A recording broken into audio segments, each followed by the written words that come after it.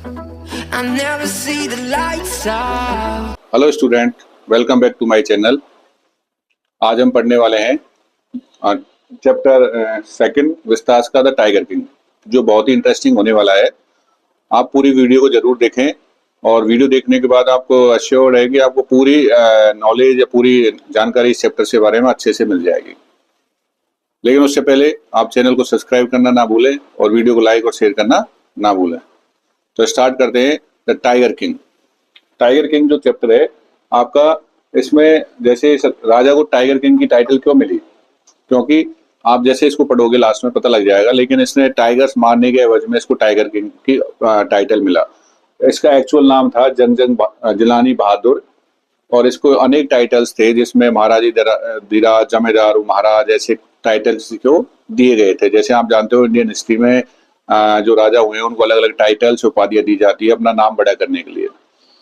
ये जो chapter start होता है जब राजा ये जंग बहादुर है, छोटा बच्चा होता है, जब ये इसका बर्थ होता है तो इसके बारे में एस्ट्रोलॉजर्स ये घोषणा करते हैं कि ये इसकी मृत्यु जल्दी हो जाएगी या इसकी मृत्यु का कारण टाइगर होगा। लेकिन जब ये राजा 9 दिन का होता है तभी ये बोलना स्टार्ट हो जाता है। न कि ये बोलता है बल्कि एस्ट्रोलॉजर से उल्टा क्वेश्चन पूछता है। तो जब क्वेश्चन पूछता है तो एस्ट्रोलॉजर कहता है सबको मरना तो है ही।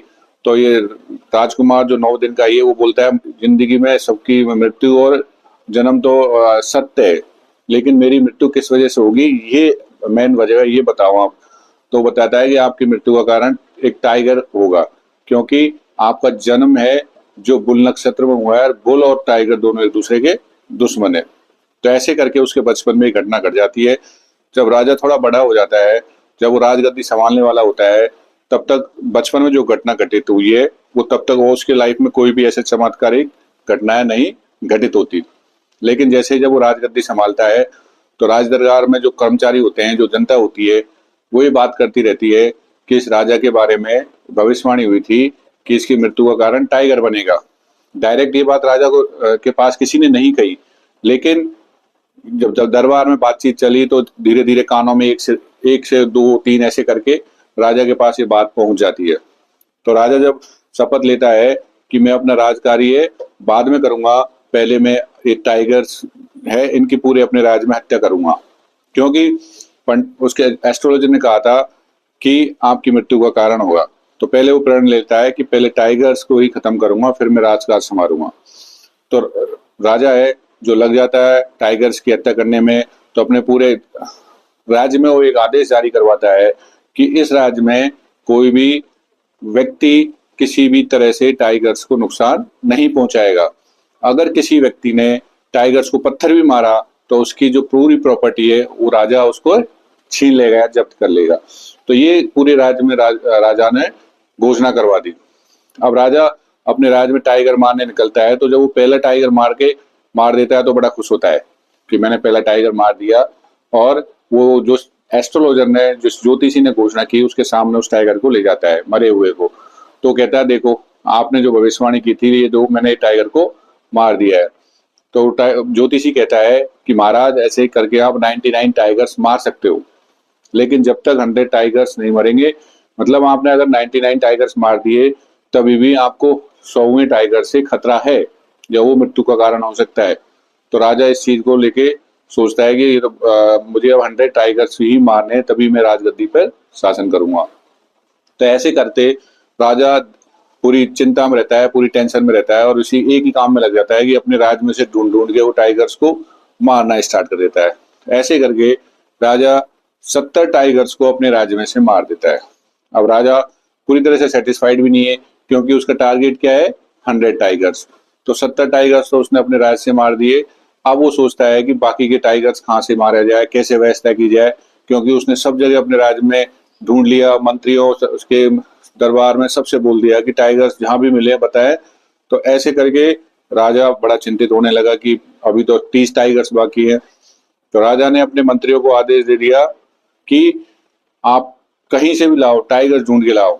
तो राजा फिर सब जगह मंत्री ढूंढते हैं और जब ये सोचते हैं कि टाइगर का दूध मिलना इजी हो गया है, टाइगर मिलना मुश्किल हो गया है। तो ऐसे ही करके एक रूमर उठती है ग्रामीण वालों की कुछ भीड़ें होती है जो पहाड़ी के पीछे से गायब हो रही है। तो ग्रामीण वाले इस खबर सोचते हैं कि जंगल में कोई टाइगर आ गया है। तो सब ग्रामीण है जो राजा के पास जाते हैं कि ऐसे ऐसे करके हमारे वहाँ गांव के पास एक घटना घट रही है, हमारी सारी भेड़ें हैं, जब भी जो भी जंगल में जाती है वो गायब हो जाती है। तो राजा खुश होता है। राजा खुश होकर कहता है कि अगर वहां से कोई टाइगर पकड़ के लाएगा और मुझे बताएगा तो मैं इस गांव का कर है जो माफ कर दूंगा 3 साल के लिए। लेकिन जब पता लगता है कि वहां पर कोई टाइगर नहीं है तो राजा फिर उदास होता है। फिर राजा एक दिन सोच रहा होता है और अपने दीवान को बुलाता है, मंत्री को बुलाता है जो उसका प्रधान दीवान होता है कि दीवान मुझे शादी करनी है। तो राजा की बात सुनकर अचानक दीवान थोड़ा सा मजाकिया लहजे में कहता है कि महाराज मेरे तो ऑलरेडी 2 बीवी है, मैं तो शादी कर चुका हूँ। तो फिर राजा कहता है कि मेरे तो दीवान में मजाक के मूड में नहीं हूँ, मैं वास्तव में शादी करना चाहता हूँ। ऐसा कोई राज ढूंढिए जिसमें टाइगरों की संख्या ज्यादा हो और वहाँ की मैं राजकुमारी वहाँ की अनमेरिड हो, मतलब कुंवारी हो जिसकी शादी नहीं हुई। तो दीवान को राजा ये काम देता है। दीवान चारों तरफ इस ऐसे राज की तलाश में निकल जाता है जहां पर एक राज की राजकुमारी कुमारी भी हो और वहां टाइगरों की संख्या ज्यादा हो। तो इस तरह दीवान को एक राज मिल जाता है, वह राजा को बताता है और राजा उस राज की राजकुमारी के साथ शादी कर लेता है। तो राजा का शादी करने का पर्पज क्या था? क्योंकि वहां पर टाइगर्स की नंबर ज्यादा थी। क्योंकि राजा के दिमाग में तो एक ही बात चल रही थी कि उसे तो पहले 100 टाइगर्स मारने हैं ताकि अपने जीवन को सुरक्षित रख सके। तो राजा जब भी अपने ससुराल जाता हर बार 5-7 टाइगर्स मार के आ जाता। तो ऐसे करके राजा ने 99 टाइगर मार लिए। अब 99 टाइगर मार लिए राजा खुश भी था एक तरह से, लेकिन दूसरी तरफ से कहीं ना कहीं ये बात उसे याद थी कि 100 टाइगर मारेगा तभी वो सुरक्षित है, और इस बात को लेकर उसको चिंता रहती थी, नींद नहीं आती थी, टेंशन में रहता था, और इसीलिए वो जंगल में उसने अपना डेरा लगा लिया। अब मंत्रियों को बोला कि मुझे कहीं ना कहीं से ढूंढ के टाइगर ला के दो, नहीं तो मैं तुम्हारी नौकरी से निकाल दूंगा। ऐसे करके बहुत परेशान रहने लगा। तो उसने कुछ मंत्रियों को तो नौकरी से निकाल भी दिया। फिर दीवान को बुलाता है, उसका जो मेन प्रधान दीवान होता है उसको बुलाता है और कहता है कि या तो मुझे एक टाइगर की व्यवस्था करो आप, अदरवाइज मैं आपको भी नौकरी से निकाल दूंगा। अब दीवान ये सोचता है कि अब मेरी बारी है कि मुझे ही नौकरी से निकालेगा राजा, इसलिए मुझे कैसे करके मुझे कहीं से टाइगर की व्यवस्था करनी पड़ेगी। तो दीवान ये सोच के कि कहाँ से टाइगर की व्यवस्था करूं, वो एक जू में पहुंच जाता है और जू में एक बूढ़ा सा टाइगर होता है जो वहां से लेके आ जाता है। वो टाइगर को ऐसे लेके आता है कि किसी को पता नहीं लगे, क्योंकि अगर पता लग गया है तो पता लग जाएगा राजा के बाद में कि ये टाइगर कहाँ से लाया है। तो ऐसे करके दीवान उस टाइगर को अपने घर में छुपा देता है, और जब रात होती है, अंधेरा होता है, तो एक गाड़ी में अपनी वाइफ के साथ ले जाके उसको वहां छोड़ देता है जहां पर राजा ने अपने जंगल में निवास बना रखा था कि टाइगर उसको मारना ही है। तो सुबह देखते ही राजा खुश हो जाता है कि उसको सामने वो बूढ़ा टाइगर दिखता है। तो राजा उस पर गोली चलाता है और वो टाइगर ऐसे लगता है जैसे मानो कि मर गया।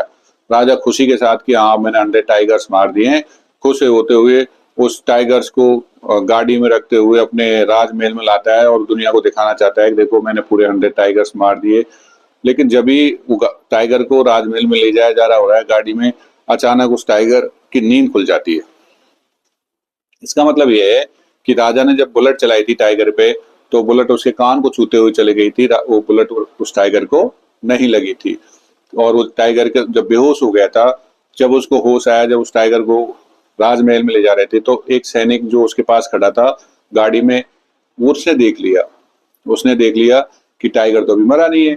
तो उसने सोचा अगर मैं ऐसे राजा को बताऊंगा तो राजा मेरी नौकरी खत्म कर देगा। तो उसने चुपके से अपनी बंदूक निकालता है और उस टाइगर को वहां पर मार देता है। तो ऐसे करके वो 100 टाइगर राजा सोचता है मैंने मार दिया, जबकि वो एक सैनिक ने मारा था। तो राजा निश्चिंत हो जाता है कि उसने भाई 100 टाइगर्स मार दिए, अब उसको कोई खतरा नहीं है। इसी के बाद थोड़ी बाद वो उसके बेटा जब 3 साल का हो जाता है, तो उसके बेटे का बर्थडे मनाने के लिए सोचता है कि मेरे बेटे को मैं ऐसा गिफ्ट दूंगा तो यूनिक होना चाहिए, कोई एंटीक होना चाहिए, कहीं नहीं मिले। तो राजा उस गिफ्ट की या उसकी तलाश में वो मार्केट में निकल जाता है और एक एक दुकान को छान मारता है कि ऐसा कोई गिफ्ट मिले जो मेरे बेटे के लिए बिल्कुल एक यूनिक हो, कि राजकुमार का बर्थडे है और उसको गिफ्ट भी यूनिक मिला है। तो राजा परेशान हो जाता है, कहीं भी उसे वो गिफ्ट नहीं मिलता। बाद में उसे एक जो टॉय वाली दुकान होती है, जैसे वुडन के टॉय बनाती है, लकड़ी के खिलौने, उस दुकान पे वो पहुंच जाता है और वहां पर एक लकड़ी का बना हुआ टाइगर उसको दिख जाता है। वो टाइगर देख के राजा सोचता है ये थोड़ा सा अच्छा लग रहा है मुझे, मैं ये ले जाता हूँ। तो दुकानदार से पूछता है भाई ये कितने का दिया, उससे उसके प्राइस पूछता है। तो दुकानदार ये सोचता है कि राजा को अगर मैं कम रेट का बताऊंगा तो राजा ये सोचेगा कि इतनी चीप चीज को, इतनी सस्ती चीज को मैं नहीं, कि मेरे बेटे को कैसे गिफ्ट दे सकता हूँ। तो वो कहता है महाराज ये पूरी दुनिया में बहुत ही एंटिक कारीगर के द्वारा बनाया गया है, ये टाइगर को ये बहुत ही एंटिक पीस है और कुछ 300 कुछ ऐसे रुपए करके उसकी कीमत को बताता है। तो इसमें फिर वो राजा उस टॉय वाले टाइगर को खरीद के ले आता है।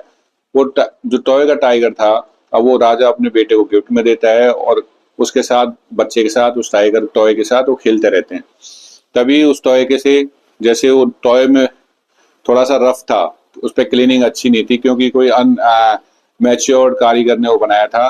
तो उसमें से जो नुकीली लकड़ियों को थोड़े थोड़े कुछ हिस्से निकले हुए थे वो राजा की उंगली में लग जाते हैं, अंगूठे में लग जाते हैं।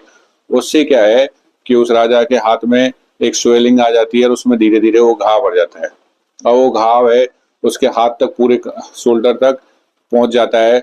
तो राजा की तबीयत ज्यादा खराब होने लगती है। तो चेन्नई से राजा को दिखाने के लिए डॉक्टर्स को बुलाया जाता है ताकि उस हाथ को ठीक हो सके। अब उसमें क्या होता है कि जब डॉक्टर्स देखते हैं उसको तो बोलते हैं कि राजा का तो ऑपरेशन करना पड़ेगा, इसकी तो हालत सीरियस है।